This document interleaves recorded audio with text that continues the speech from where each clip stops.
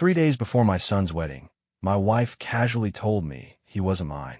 For 18 years, I raised him, paid for everything, built a life around a lie. They seated me in the back row like a stranger. But when the bride's father saw me in that back row and went pale, stopping the music mid-ceremony, everyone learned the truth. My name is Norman Keller. I'm 47 years old, and I've spent the last 23 years building a small dairy operation in rural Wisconsin. Nothing fancy, just honest work, early mornings, and the kind of life where a handshake still means something. I married Denise right out of college. She was beautiful, sharp-tongued, ambitious in ways I never was. We had Oliver 9 months after the wedding. At least I thought we did. That Tuesday, Denise set down her fork with the kind of deliberate precision that makes your stomach drop before your brain catches up. We were eating pot roast. I remember because I've been looking forward to it all day, and I never got to finish it. Oliver's wedding is in 5 days, she said, not looking at me. Her voice was flat, like she was reading off a grocery list. I nodded. I know. Got my suit pressed yesterday. She exhaled through her nose. There's something you should know before then.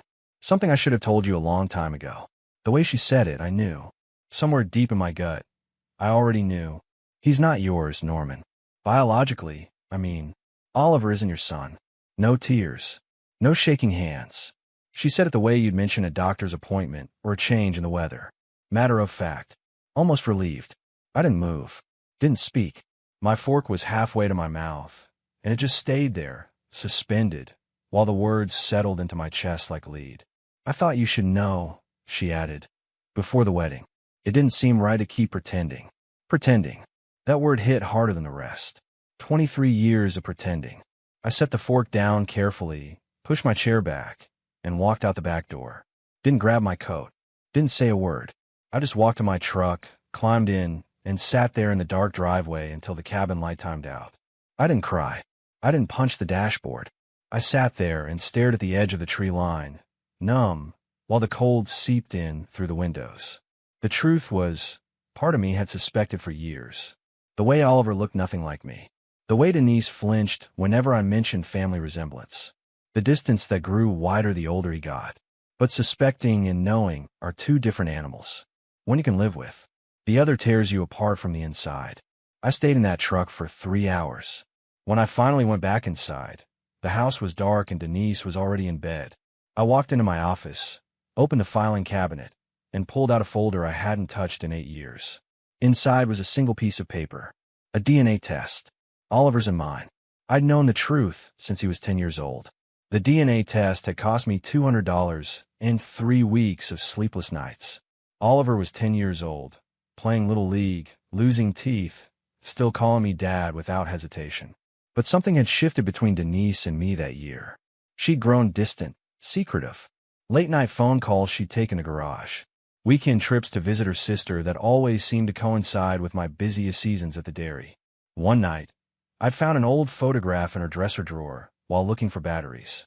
It showed her at some corporate retreat, years before we married, standing next to a man I didn't recognize. They were laughing, his arm around her waist, her head tilted toward him in a way that felt too familiar. I'd ordered the test the next day. Used one of those home kits you can buy online. Swabbed Oliver's cheek while he slept. Told myself I was being paranoid, that I was destroying my own peace of mind over nothing. The results came back on a Thursday.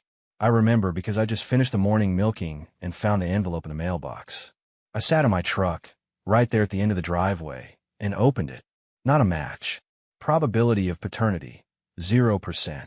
I'd sat there for an hour, staring at those words, waiting to feel something. Rage, betrayal, grief. But all I felt was numb. Hollow. Here's the thing nobody tells you about moments like that. You don't just lose the future. You lose the past too. Every memory gets rewritten. Every milestone, every proud moment, every time you looked at your kid and thought, he's got my stubborn streak, or he laughed just like I do, all of it becomes a lie. But I didn't confront Denise. Didn't file for divorce. Didn't do anything except fold that paper, put it in an envelope marked emergency documents, and lock it in my filing cabinet. Because Oliver was still my son. Maybe not by blood, but by every other measure that mattered. I'd been there for his first steps, his first words, his first day of school. I taught him to ride a bike, to throw a baseball, to change a tire. That didn't stop meaning something just because some lab said we didn't share DNA. So I buried it. I stayed. I kept being his father. And Denise never knew I knew.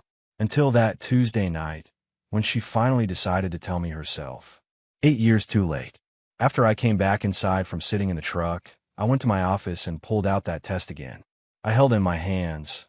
The paper worn at the edges from the few times over the years I'd taken it out, stared at it, and put it back. This time, I didn't put it back. I set it on my desk, right where Denise would see it if she walked in. Then I opened my laptop and started making calls. The first one was to Stuart Campbell, my oldest friend and the only lawyer I trusted. He answered on the second ring, groggy. It was past midnight. Norm, what's wrong? Stuart asked. I need your help, I said quietly. And I need you to keep this between us.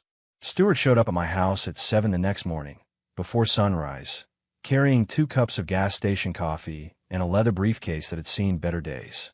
He'd been my friend since high school, back when we were both dumb kids who thought we could take on the world. He'd gone to law school. I'd stayed on the farm. But we'd never lost touch. I met him at the barn, away from the house. Denise was still asleep, and I wanted to keep it that way. You look like hell, Stuart said, handing me one of the coffees. Feel worse, I muttered, taking a sip. It was terrible coffee, burned and bitter, but I drank it anyway. Stuart leaned against the fence, watching the cows move slowly across the pasture. He didn't push. That was one thing I'd always appreciated about him. He knew when to wait. Denise told me the truth last night. I finally said. About Oliver. That he's not mine. Stuart's jaw tightened, but he didn't look surprised. You already knew, didn't you? I nodded. 8 years. Found out when he was 10. Never said a word. Why not, he asked. Because he was my son, I said simply. Still is, far as I'm concerned. Blood doesn't change what we build together. Stuart was quiet for a moment, then pulled a notepad from his briefcase. So why call me now? What changed? She told me 3 days before his wedding. I said, my voice flat. Not because she felt guilty, because she wanted to make sure I knew my place. That I wasn't invited to stand with the family. That I'm just the guy who paid the bills. What do you want to do about it? Stuart asked carefully. I took another sip of coffee and stared out at the horizon.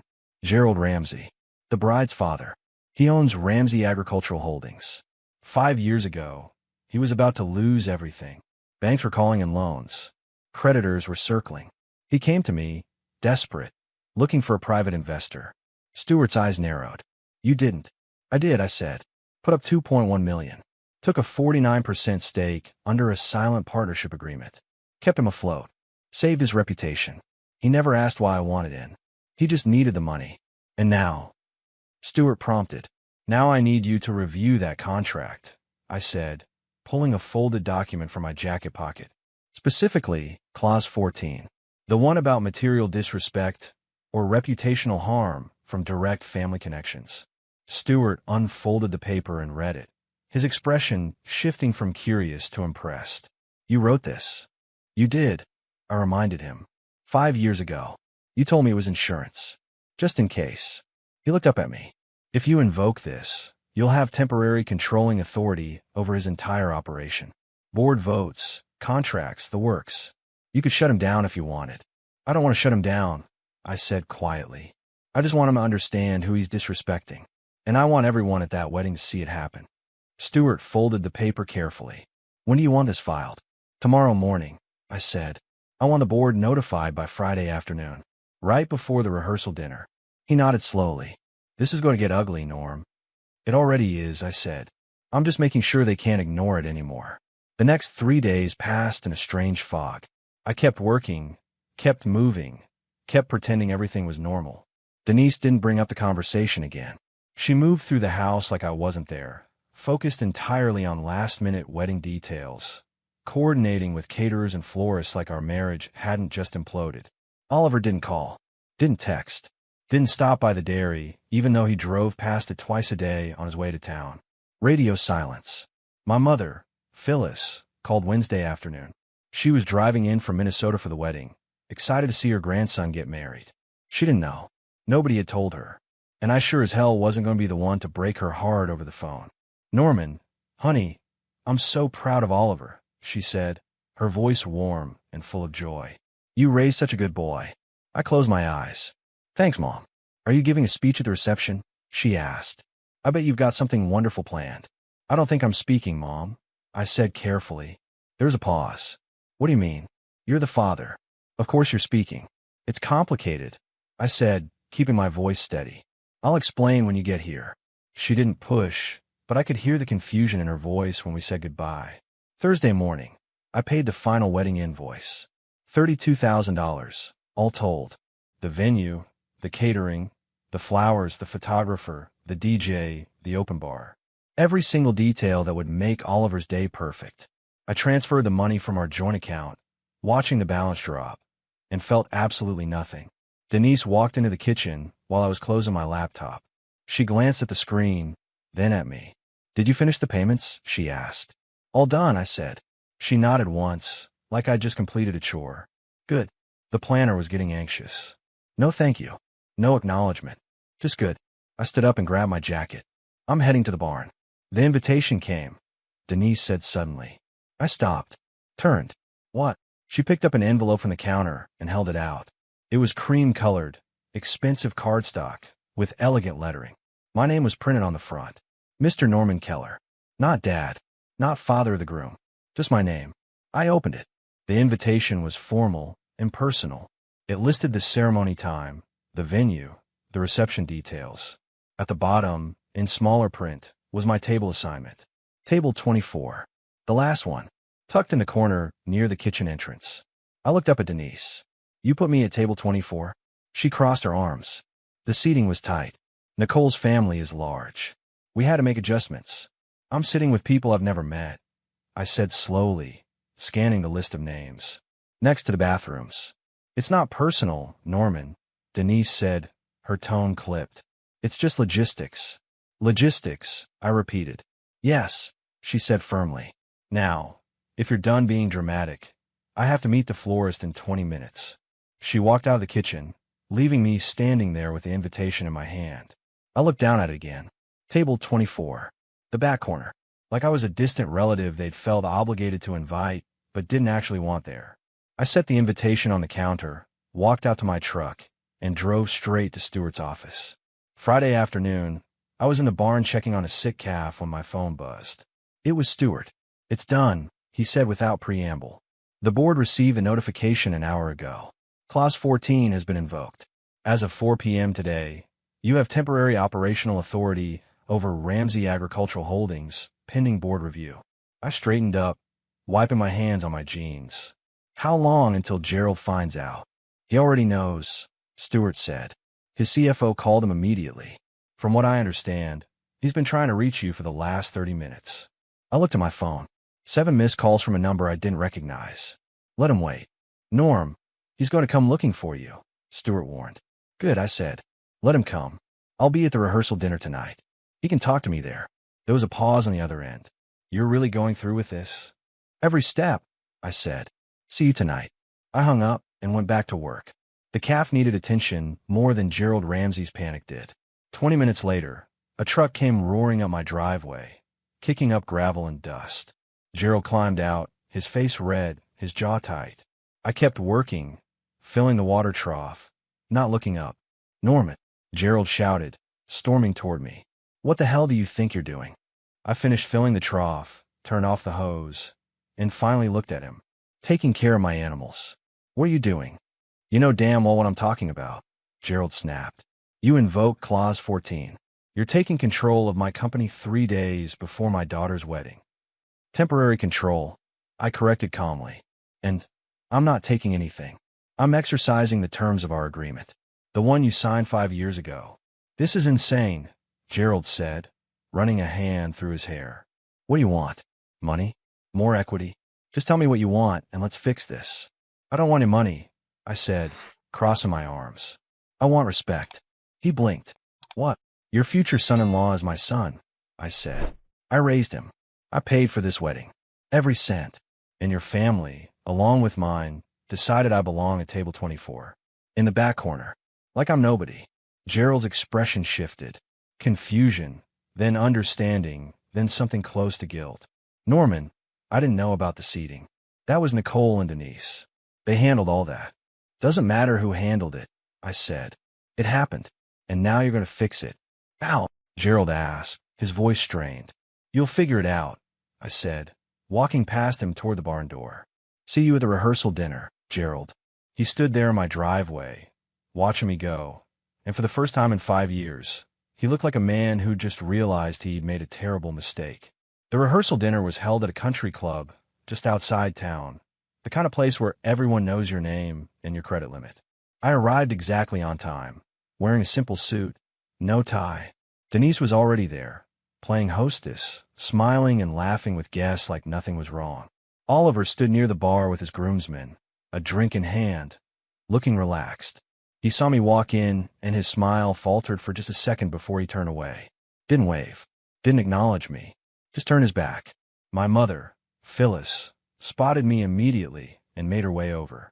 She looked beautiful, wearing a navy dress and her pearl necklace. But her eyes were worried. Norman, honey, what's going on? She asked quietly, taking my arm. Denise has been acting strange, and Oliver hasn't said 2 words to me all evening. It's complicated, Mom, I said. Let's get you a drink first. Before she could respond, Gerald approached. He looked haggard, like he hadn't slept. His wife, Linda, was beside him, her expression guarded. Norman, Gerald said stiffly. Can we talk? Privately. Anything you need to say, you can say here, I replied evenly. Linda glanced around nervously. Gerald, maybe this isn't the time. It's fine, Gerald interrupted. He turned to me, lowering his voice. I talked to Nicole and Denise. Your seating has been changed. You'll be at table 3, with the family. Table 3, I repeated. Yes, Gerald said. It's right near the head table, close to Oliver and Nicole. I'm sorry about the confusion. My mother looked between us, clearly lost. What confusion? Nothing, Mom, I said, keeping my eyes on Gerald. Just some last-minute adjustments. Gerald shifted uncomfortably. And about the other matter, the business matter, can we discuss terms? Come to an arrangement. There's nothing to discuss, I said calmly. The agreement stands as written. You'll have control back when the board completes their review. Until then, I'm holding the reins. His jaw tightened. You're doing this to humiliate me. No, I said. I'm doing this so you understand what it feels like to have your authority stripped away in front of everyone who matters. Linda's eyes widened.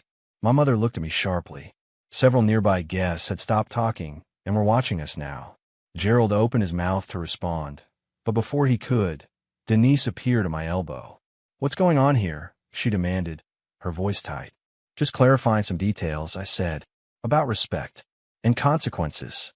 Denise looked at Gerald, then at me, and I saw the moment she realized something had shifted.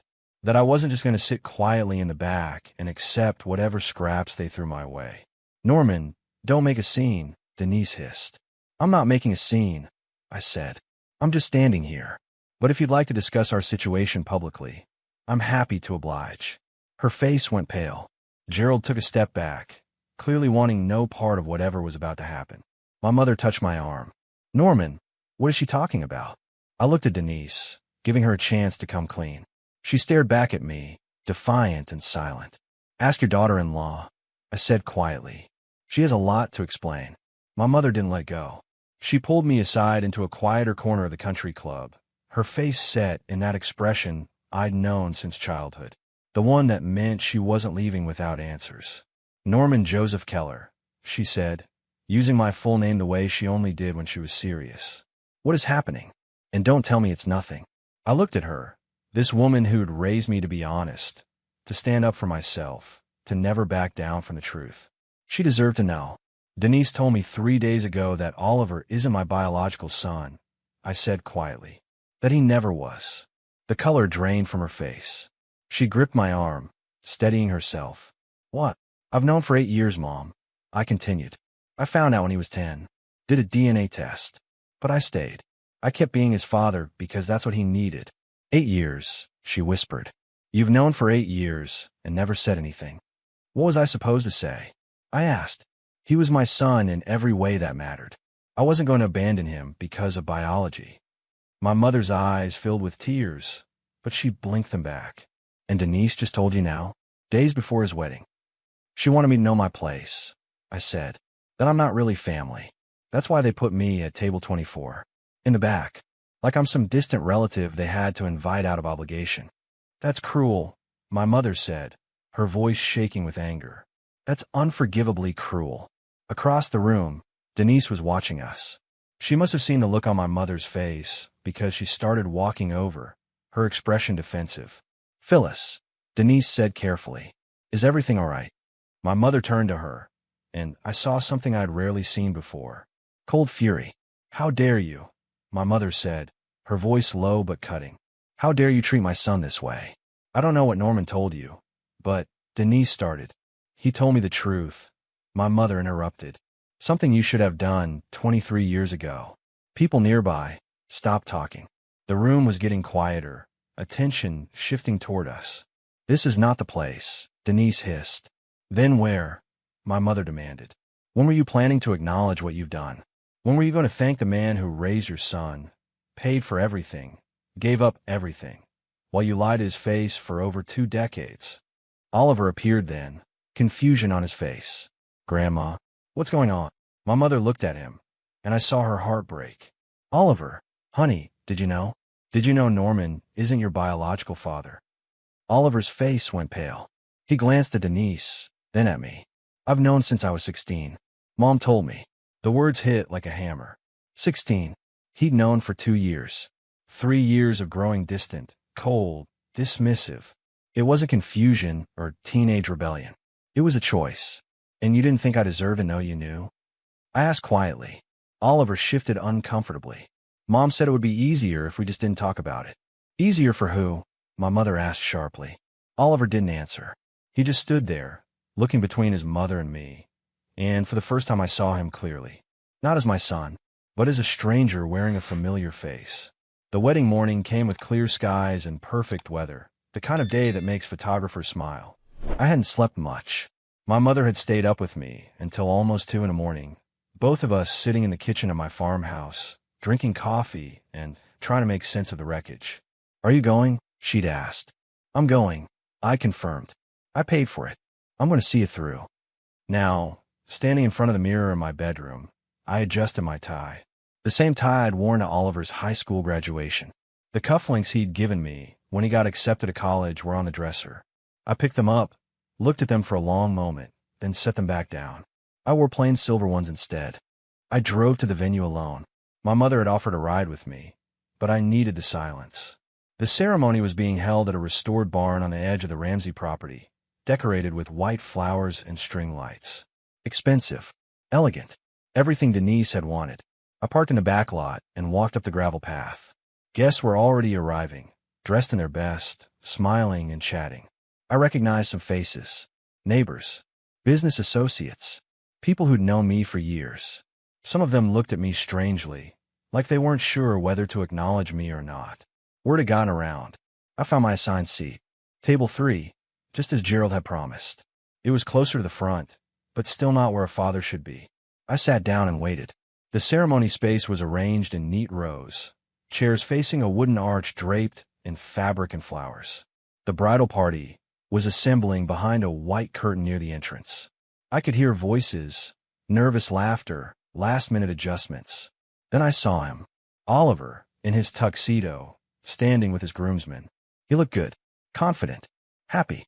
He glanced in my direction, and our eyes met for just a second before he looked away. No acknowledgement, no nod, nothing. My mother arrived and sat beside me, taking my hand. I'm here, she said simply. The music started, a string quartet playing something classical and romantic. Guests settled into their seats. The officiant took his place under the arch. Then Gerald appeared, walking down the side aisle toward the front. He was supposed to escort Nicole down the aisle, but something was off. He looked pale, shaken. His eyes scanned the crowd, and when they landed on me, he froze. For a long, terrible moment, he just stared, like he was seeing me for the first time, like he'd forgotten I existed and suddenly remembered exactly who I was and what I held over him. The music swelled. Nicole appeared at the entrance in her white dress, radiant and beaming. But Gerald wasn't moving. He was still standing there, staring at me, his face ashen. Someone whispered something to him. He blinked, seemed to shake himself, then turned toward his daughter. But his hands were trembling. The processional began. Nicole started down the aisle, her arm linked with Gerald's. But he was stiff, mechanical, like every step was taking effort. When they reached the front, the officiant smiled and began the ceremony. But Gerald wasn't paying attention. He kept glancing back at me, his jaw tight, his expression strained. And then, just as the officiant asked everyone to be seated, Gerald held up his hand. "Wait," Gerald said, his voice cutting through the space. "Before we begin, there's something that needs to be said." The guests shifted uncomfortably in their seats. Nicole's hand went to her mouth. Oliver stood frozen at the altar, his face pale. Gerald cleared his throat, his voice stronger now. 5 years ago, my business was failing. I was weeks away from bankruptcy. Everything I'd built was about to collapse. And then Norman Keller, this man sitting right here, he gestured toward me, stepped in and saved it all. Murmurs rippled through the crowd. Heads turned in my direction. He invested over $2 million into Ramsey Agricultural Holdings. Gerald continued. He became a silent partner, asked for nothing in return except discretion. He saved my company, my reputation, and my family's future. And I repaid him by letting him be treated like he didn't matter. Denise stood abruptly from her seat. "Gerald, this is not." "Sit down," Gerald said sharply. It was the first time I'd heard him speak to anyone that way. Denise's mouth snapped shut, and she slowly lowered herself back into her chair. Gerald turned to face me directly. "Norman raised the man standing at this altar. He paid for every part of this wedding. And he was seated in the back like a stranger because I didn't have the courage to stand up for what was right. That ends now." He walked down from the front, past the rows of stunned guests, until he stood directly in front of me. Then, to everyone's shock, he extended his hand. "I'm sorry," Gerald said, his voice thick with emotion. "You deserve better. From all of us." I stood slowly and shook his hand.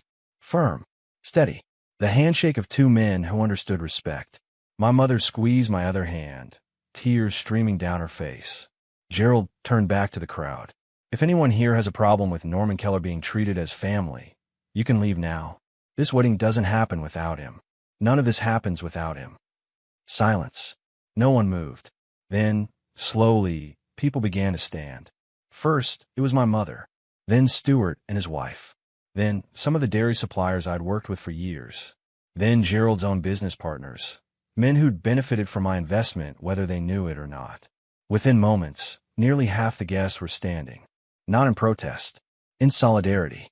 Oliver stood at the altar, watching this unfold, his face a mixture of confusion and something that might have been shame. He opened his mouth, closed it, then finally managed, "Dad, Don't," I said quietly. "Not now. Not here." Denise sat rigid in her seat, her face flushed with humiliation. A few of her relatives stood beside her, but most remained seated, uncertain. Gerald returned to the front. "We'll continue," he said to the officiant. "But first, I want to make something clear. Norman Keller is family. Anyone who treats him otherwise answers to me." The ceremony resumed, but everything had changed. The air felt different. The balance of power had shifted, and everyone knew it. The reception was awkward, to say the least. I stayed for the first hour, mostly for my mother's sake. People approached me cautiously, some apologizing, others just offering quiet nods of respect. Gerald made sure I was seated at table 1, right next to his family, though that just made the tension more obvious. Oliver tried to approach me twice. Both times, I politely excused myself. I wasn't ready for whatever apology or explanation he'd rehearsed. Maybe I never would be. Denise avoided me entirely, staying on the opposite side of the venue, surrounded by the few relatives who still supported her. I caught her staring at me once, her expression unreadable. Anger? Regret? I didn't care enough to figure it out. Around 8 p.m., I found my mother and told her I was leaving. "You did good today, honey," she said, hugging me tightly. "I'm proud of you." "Thanks, Mom," I said.